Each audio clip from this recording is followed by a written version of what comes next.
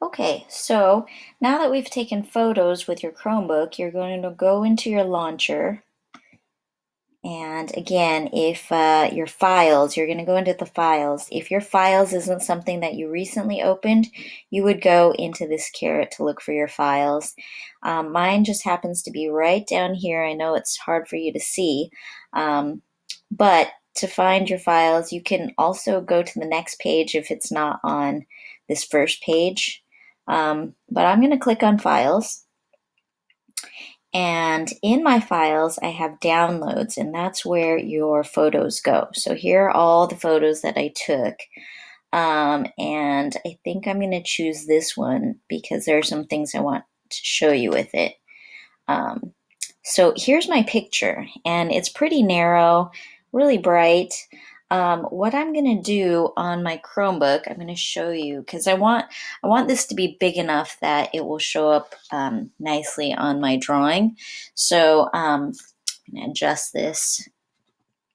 So here's a way to rotate your screen. So I'm going to touch my fingers to shift and control and this little round turn button.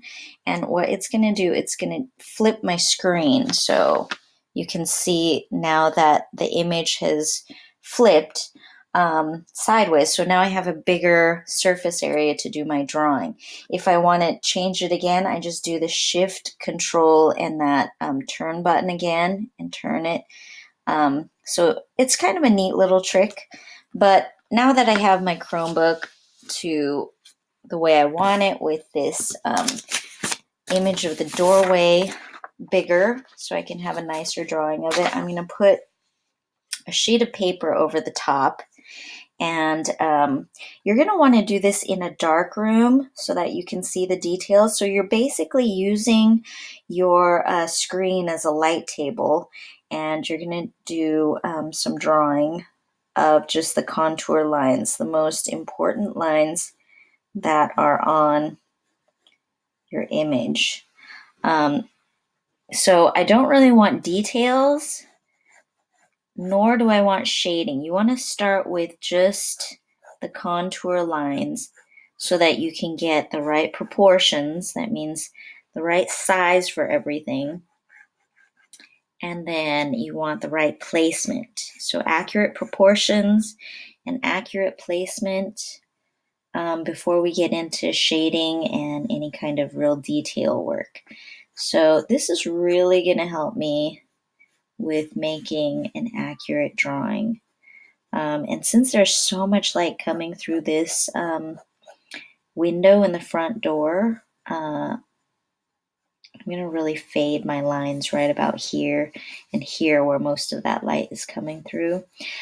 This is that worm's eye perspective from the floor up, looking upwards at the doorway. So know whether you've got like a bird's eye view or a worm's eye view, or if it's just kind of a straight ahead view of what you're drawing. So here, this wall right here. So I want the door frame in there too. Got to get rid of this thing right there so that I can see that corner. But here's the umbrella case, the umbrella holder right here. I'm going to include that. I can't really see it right now, but I'm going to do the best I can to kind of capture that in here. And then maybe take a look at it afterwards to compare it. Maybe these little rectangular things in the door. But let's take a look. So there's that picture, and here's the drawing that I have. So not bad. And then I'm just going to go in and compare it to my picture and darken up the values and everything, and then add details.